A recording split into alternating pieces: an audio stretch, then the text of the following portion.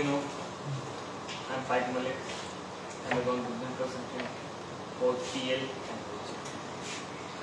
First of all आज हमारा session है पीपीसी से रिलेटेड और आज हम बेसिक्स पढ़ेंगे इसी की। पीपीसी की बेसिक्स सिर्फ बेसिक्स नहीं है। माइकल जॉर्डन का एक कोल है, आप अपनी बेसिक्स एडवांस कर लो, आप अपनी बेसिक स्ट्रॉन्ग कर लो, आपकी पूरी गेम स्ट्रॉन्ग होती है। तो फर्स्ट ऑफ ऑल हम बेसिक्स की तरफ जाएं।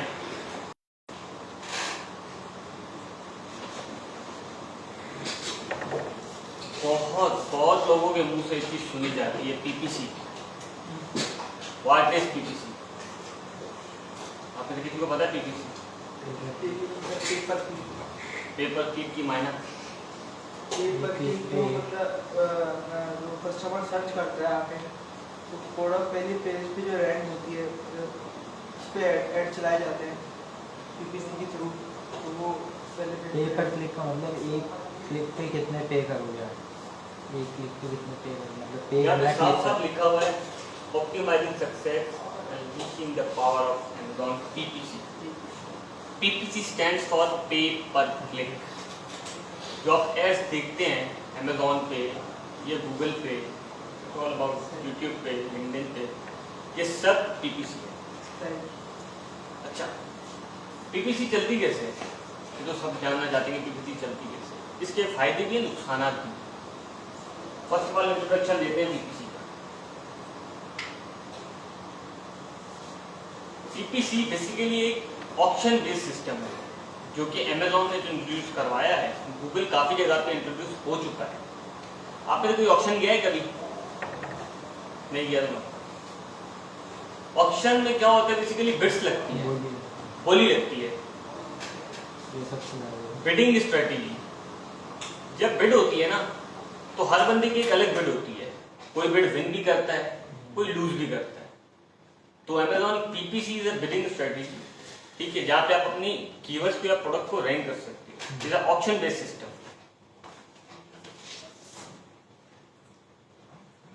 अंडरस्टैंडिंग अबाउट पीपीसी, आज हम इसकी बेनिफिट्स पढ़ेंगे, ROI, केस स्टडीज, टेस्टिमोनियल्स, इसमें क्या चीजें होती हैं, क्या चीजें करनी चाहिए, क्या चीजें नहीं करनी चाहिए, वो सब हम पढ़ेंगे। इसके कितने डिफरेंट मॉडल्स हैं, क्या क्या टर्म्स इसमें यूज होती हैं, कैसे कैसे उसको यूज कर सकते हैं, कौन कौन सी चीजों को हमें आगे लेके चलना है। It's all about today session. अच्छा, सबसे पहले तो हम पीपीसी चलाते कैसे?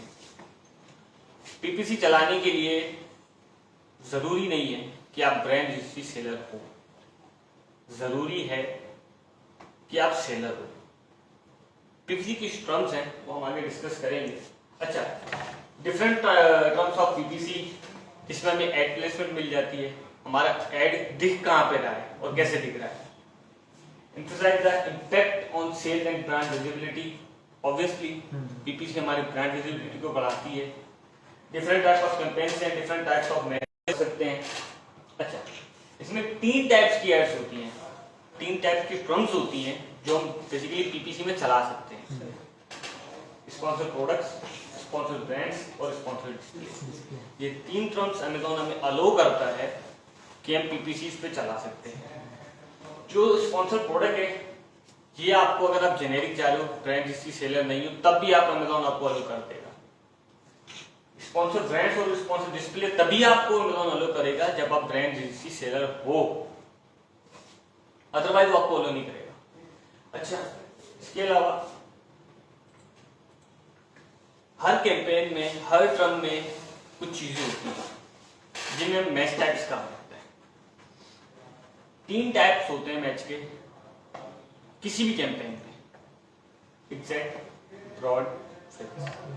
अब इनकी प्रोनाउंसिएशन क्या है, इनको एक्सप्लेन कैसे किया जाए। अगर आप एग्जैक्ट पीपीसी चला रहे हो और एग्जैक्ट मैच की टाइप चला रहे हो तो आपका प्रोडक्ट एग्जैक्ट उस कीवर्ड के थ्रू दिखेगा जहां पे आप पीपीसी चला रहे हैं। मसलन मेरा गार्लिक प्रेस एक कीवर्ड है, ठीक है, मैं उसको टारगेट कर रहा हूं अपनी कैंपेन में। अगर मैं उसको एग्जैक्ट कैंपेन में टारगेट करूंगा तो वो कोई भी सेलर या कोई भी बायर आके लिखेगा कि गार्लिक प्रेस, तो मेरा वहां पे एड शो होना स्टार्ट हो जाएगा या मेरी प्रोडक्ट उनके सामने आ जाएगी। उसके अलावा ब्रॉड होता है, ये अगर थोड़ा वो सा broad हो स्टेनलेस जाता स्टील गार्लिक प्रेस लिखता है फिर नहीं होगा। है। क्या अगर वो स्टेनलेस स्टील गार्लिक प्रेस लिखता है ठीक है, फिर नहीं होगा। नहीं, ये चला जाता है ब्रॉड पे। अगर वो फ्रेश पे फ्रेश पे मैं आपको बोलता हूँ ब्रॉड पे कैसे चला जाता है। अगर आप गार्लिक प्रेस लिखते हो तो वो तो एग्जैक्ट पे चला गया। अगर ब्रॉड पे हमने जाने तो वो लिख सकता है स्टील गार्लिक प्रेस या प्लास्टिक गार्लिक प्रेस। तो अगर ब्रॉड में तो होता है कि कहीं भी आपका ऐड शो हो सकता है, कहीं भी, इसमें चाहे जरूरत हो गार्लिक वही लिखा तो सर्च भी करे, आएगा। इससे रिलेटेड सर्च करे ना करे। फ्रेश ये हो सकता है कि मिलता जुलता कोई प्रोडक्ट अगर सर्च करता है, जैसे कि फ्रेश शुरू में तो स्टेनलेस देगा स्टील हो गया, एंड में हो गया इससे। मसलन अभी मेरा प्रोडक्ट के मून लैंप मैंने एग्जैक्ट उस पर कैंपेन चला दी तो वो मेरा एग्जैक्ट मून लैंप्स पे ही ऐड दिखेगा। अगर मैंने उस पर ब्रॉड चलाई है और किसी ने टाइप कर दिया, किसी कंज्यूमर ने टाइप कर दिया मून लैंप्स, तो मेरा ऐड ब्रॉड में उसको दिखेगा। अगर मैं फ्रेज में अपनी कैंपेन चलाता हूं तो फ्रेज में अगर कोई कंज्यूमर आके लिखता है ब्लैक मून लैंप या मून लैंप फॉर बॉयज या moon lamp for girls anything else, तो मेरा ऐड वहां पर भी दिखेगा। स्टेप्स क्लियर है? बेसिकली पीपीसी में 5 स्पॉट्स की होती है। अगर आप अक्सर हम देख रहे होते हैं कि फाइट होती है स्पॉट्स के लिए। एवरी सिंगल पर्सन या every single seller is fighting for spots. यहाँ पे बेसिकली लिखा भी हुआ है कि basically PPC is a game of spots. You have to optimise your ads for the spots for more customers. If you get spots you will win sales. इसमें काफी तरह के स्पॉट्स होते हैं। फर्स्टली होता है टॉप ऑफ सर्च। अक्सर Amazon पे जब आप जाएंगे तो वहां पे शुरू में ऊपर एक ऐड दिखा होगा तो उसको कहा जाता है टॉप ऑफ सर्च। एक होता है रेस्ट ऑफ सर्च जो अक्सर हमें क्या बोलते हैं डिस्क्रिप्शन के नीचे टॉप ऑफ सर्च के नीचे ऊपर जो स्पॉन्सर ब्रांड्स आ रहे होते हैं उसके नीचे दिख रहा होता है हेडलाइन सर्च। पहली पेज पे मतलब पहली पेज पे फर्स्ट पेज की सेकंड लाइन में या सेकंड रो में हमें थोड़ा सा नीचे आगे दिख रहा होता है। अक्सर मैं आपको खोल के दिखा देता हूँ।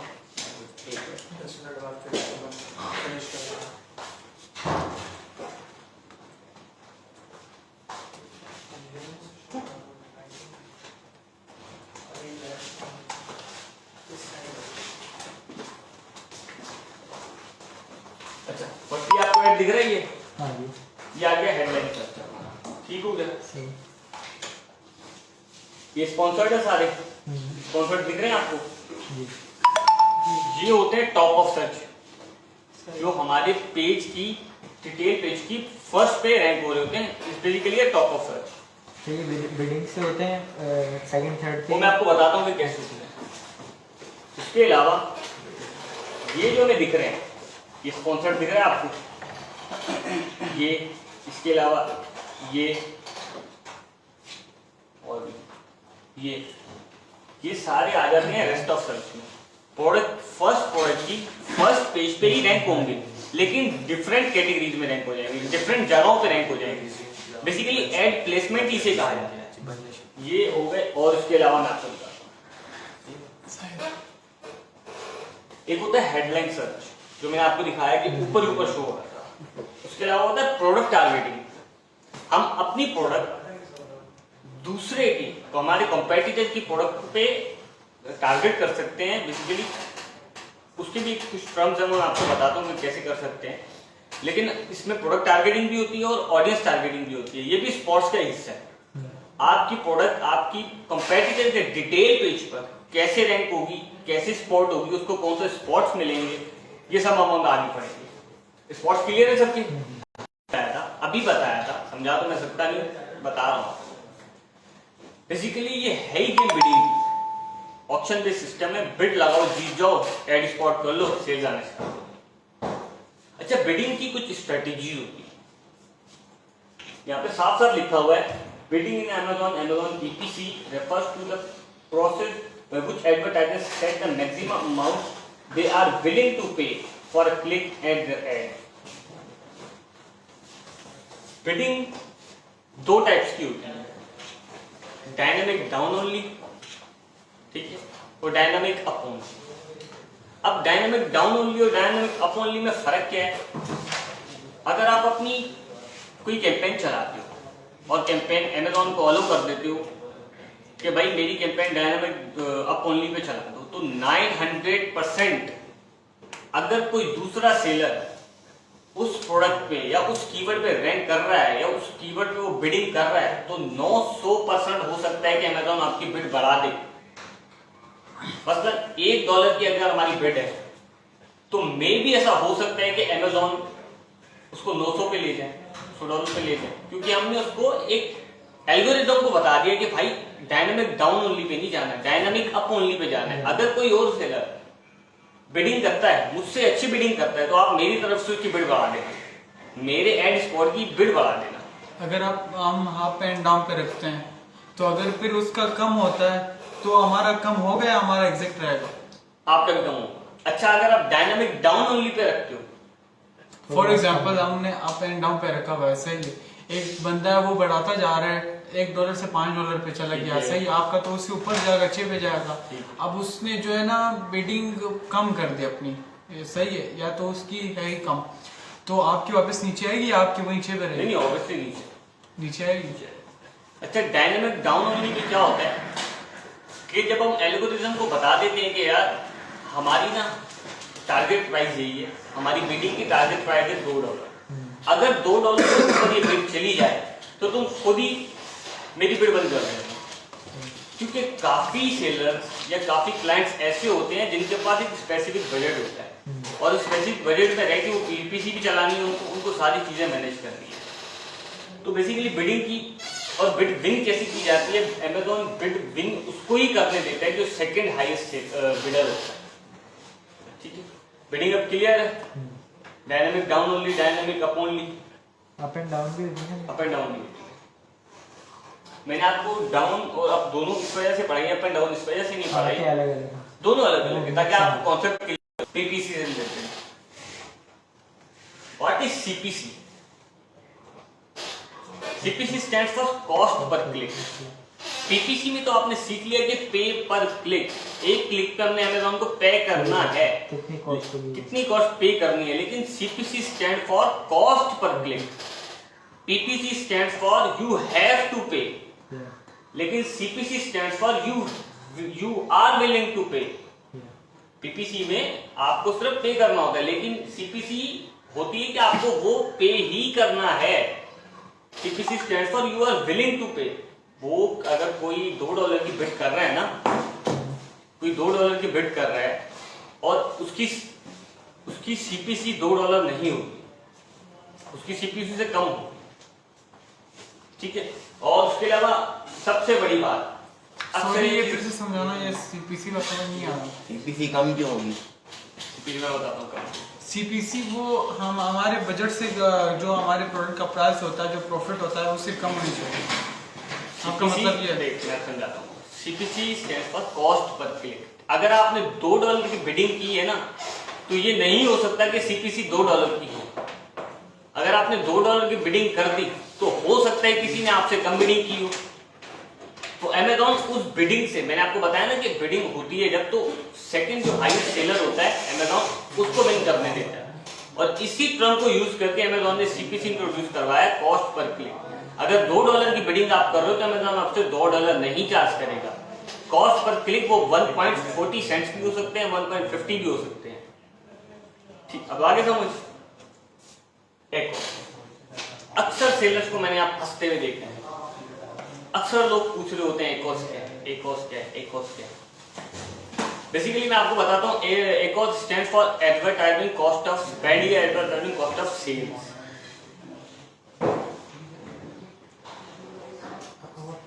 इसका मतलब अब इस मतलब मैं आपको समझा देता हूँ। which dollar you are spending on campaign या spending on ad and sales या revenue generating from them is called a cost। अगर आपने $10 की एड चला दिया, आपने $10 की एड चला दी और आपने उससे $1000 या $500 या $100 जो भी कमाया, उस सेल्स को कहा जाता है एक कॉस्ट। अच्छा, एक कॉस्ट हमारा कितना होना चाहिए? एक कॉस्ट हमारा होना चाहिए मिनिमम 10 to 15% और प्रॉफिट मार्जिन से कम होना चाहिए। अगर आपका प्रॉफिट मार्जिन प्राइवेट लेवल में 30% है या 35% है तो अमेजॉन ये बोलता है और होना भी 30% तो कंसिडरेबल है। अगर आपका एक और आपके प्रॉफिट मार्जिन से हाई है तो आप लूज कर रहे हो, ऐसी पीपीसी चलाने का कोई फायदा नहीं। तो अक्सर लोग इसमें कंफ्यूज हो जाते हैं कि यार एकोस है क्या और बेसिकली एकोस को मेंटेन कैसे किया जा सकता है। ये भी बताऊंगा कि मेंटेन कैसे करते हैं एकोस।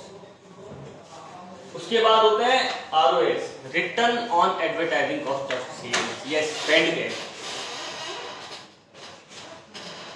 ईच डॉलर वो पैसे, मसलन 10 रुपए अगर आपने अमेजॉन की एड पे या अमेजॉन की किसी भी एड कैंपेन में लगाए हैं, उस $1 उस $10 के एवज में उसके अंगेज में आपने कितने डॉलर कमाए हैं इस बेसिकली आरओएस। अगर आपने $100 लगाए हैं एक एड कैंपेन में या किसी एड प्लेसमेंट पे लगा दिए तो आपने उस $100 के एवज में कितने डॉलर एड स्पेंड के लिए कमाए हैं इस कॉलेज आरओएस। मतलब आपका रिटर्न क्या है, आपका रिटर्न क्या है। एक और में हम देखते हैं समय रिटर्न में सेल्स क्या है। यहाँ पे हम देखते हैं कि हमें डॉलर तो पड़ा है, ठीक है, ईच डॉलर में हमें वापस क्या आया। एक कॉस्ट में तो हम ये देखते हैं ना कि हमने स्पेंड कितना कर दिया, स्पेंड कितना किया और उसकी सेल्स कितनी रिटर्न कितना आया, ये हम आरओएस में देखते हैं। तो अक्सर लोग कंफ्यूज हो जाते हैं आरओएस में और एकोस में। What is टेकॉस?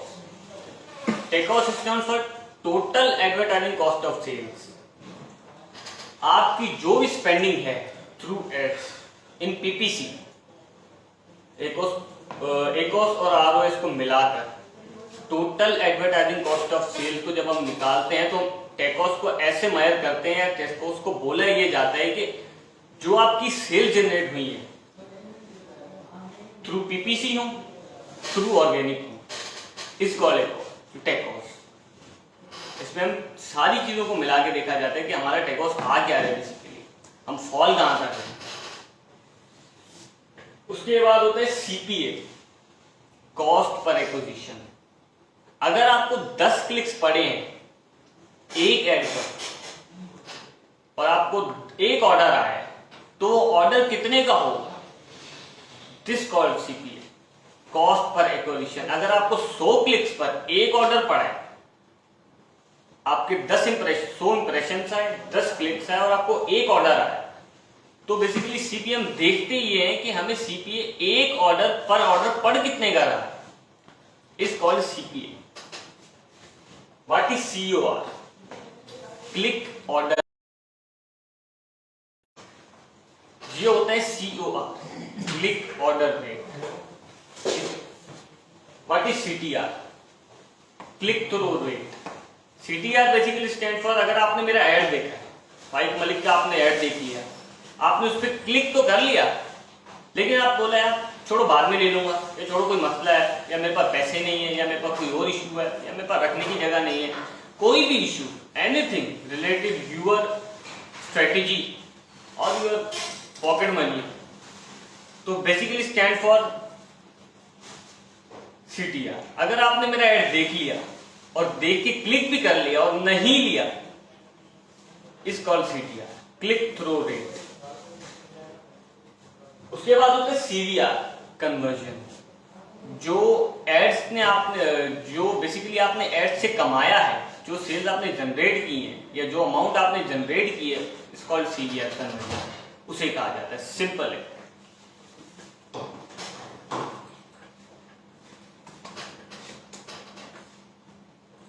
What is impressions? Impressions की कोई सिंपल, कोई ऐसी कोई साइंस नहीं है, कोई ऐसी कंप्यूटर साइंस नहीं। इंप्रेशन वो होते हैं, आपने ऐड चलाया, लोगों ने ऐड देख लिया, बेसिकली इंप्रेशन हुई, इसमें कोई साइंस नहीं है।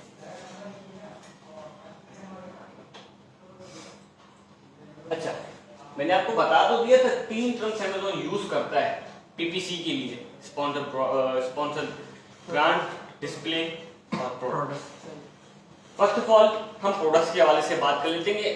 ठीक है, अमेज़न ने हमें स्पॉन्सर प्रोडक्ट दे तो दिया है, लेकिन इसमें दे क्या रहा है, हम अपने प्रोडक्ट को टारगेट कैसे कर सकते हैं या कीवर्ड को कैसे टारगेट कर सकते हैं। फर्स्ट ऑफ ऑल अमेज़न हमें अलाउ करता है कीवर्ड टारगेटिंग। आप अपने किसी भी कीवर्ड को स्पॉन्सर्ड प्रोडक्ट की किसी भी कैंपेन में, मैनुअल हो ऑटो हो, दोनों में किसी में भी टारगेट कर सकते हैं स्पॉन्सर्ड प्रोडक्ट्स में। अच्छा, ये लिखा हुआ है यहाँ पे, आप किसी भी टारगेट किसी भी प्रोडक्ट को एग्जैक्ट, ब्रॉड, फ्रेम किसी भी मैच टाइप में चला सकते हैं। और इसमें दो कैंपेन्स होती हैं, ऑटो और मैनुअल। ऑटो कैंपेन बेसिकली होती है कि आपने लिस्टिंग की, लिस्टिंग में आपने सारा एसईओ डाल दिया, अपना पुट कर दिया सब कुछ, तो अमेज़न खुद ही अडॉप्ट कर लेते हैं। जब आप पीपीसी चला रहे होते हो तो अमेज़न आपकी लिस्टिंग में जो एसईओ हैं, जो आपका टाइटल है, डिस्क्रिप्शन है, बुलेट पॉइंट्स हैं, सर्च टर्म्स हैं, उनमें से कीवर्ड्स निकाल के ऑटोमेटिक कैंपेन। और मैनुअल क्या होती है, आप खुद अमेज़न को कीवर्ड्स देते हो कि भाई इस कीवर्ड्स के थ्रू मुझे सेल जनरेट करके दो, या इस कीवर्ड्स पे मेरी पीपीसी चलाओ। पीपीसी पता है ना आपको, ऑटोमेटिक कैंपेन्स में भी चल सकती है, मैनुअल में भी चल सकती है। आप मैनुअल ब्रॉड भी चला सकते हो, एग्जैक्ट भी चला सकते हो, फ्रेज भी चला सकते हो, ऐसी। उसके बाद हमें मिल जाता है product targeting. Basically product targeting stands for to beat your competitor. Product targeting हम कैसे, प्रोडक्ट टारगेटिंग का फायदा क्या है? मसलन अगर मैं मूल नेम बेच रहा हूं ना, या मैं ब्लैक बैग बेच रहा हूं, तो अमेज़न आपको अलो करता है आप प्रोडक्ट टारगेटिंग में कि आप अपने कंपेटिटर के डिटेल पेज पे टारगेट कैसे हो सकती हो, लैंड कैसे हो सकते हो। आपने एक कैंपेन चलाई, ऑटो या मैनुअल, जो भी आप चलाना चाहें, एग्जैक्ट, ब्रॉड, फ्रेज, जो भी आप चलाना चाहें, आपने उसको बोल दिया कि भाई मुझे मेरे कंपेटिटर के टारगेट पेज पे, मुझे कंपेटिटर के प्रोडक्ट डिटेलिंग पेज पे टारगेट कर दो, या मुझे वहां पे प्लेस कर दो। अमेज़न आपको अलो करेगा। आपके सीधा सीधा आपने बिड करनी है, मैनुअल, जब आप बिड जीत जाए ठीक है, सीपीसी देख लें, अपना मैनुअल कैंपेन बना ले, कैंपेन ऑटो या मैनुअल होनी चाहिए, जो भी आपको ठीक लगे, एग्जैक्ट, फिर जहाँ पे आपको ठीक लगे, जैसे आपको करना चाहे, जो आपने एनालिसिस किया होगा उसके वे ऑफ पे आप जो भी चलाना चाहें, तो बिडिंग मिनिमम कितनी होनी चाहिए? क्या बिडिंग मिनिमम मतलब कितने रखनी चाहिए? मिनिमम बिडिंग आपको अमेज़न दे रहा है, अगर अमेज़न खुद भी आपको बिड सजेस्ट करता है, सजेस्टेड बिड से 20% हाई होनी चाहिए आपकी बिड, तभी आप स्पॉट बिड कर सकते हैं। हाई क्यों होनी चाहिए उससे? मैं बताता हूँ। हाई बिडिंग एक फैक्टर है बिड जीतने का या स्पॉट जीतने का, लेकिन यही फैक्टर नहीं है। हाई बिडिंग से आपको हेल्प मिल सकती है, लेकिन आप एड स्पॉट जीते ये मुमकिन नहीं है, लेकिन आपका चांस बढ़ जाता है। अगर हम सजेस्टेड जो बिडिंग होती है अमेज़न की तरफ से, अगर हम उसी पे जाते हैं तो उससे आप उसी में जाएंगे तो उसी लाइन में लगे रहेंगे। अच्छा, अगर अमेज़न आपको बिड सजेस्ट कर रहा है तो काफी लोगों ने पहले उससे ज्यादा या उससे कम तो बिड किया होगा ना, तो जब आप 20% हाई बिड करेंगे तो आपको टॉप स्पॉट मिल जाएगा, फेल ही खत्म, आप सबसे ऊपर आ गए, आपको सेलें मिलना शुरू। तो बेसिकली प्रोडक्ट टारगेटिंग आप कर सकते हो, आपकी कंपेटिटर के पेज पे लैंड कर सकते हो, आपके कंपेटिटर को आप टारगेट कर सकते हो स्पॉन्सर्ड ब्रांड्स, स्पॉन्सर्ड प्रोडक्ट्स।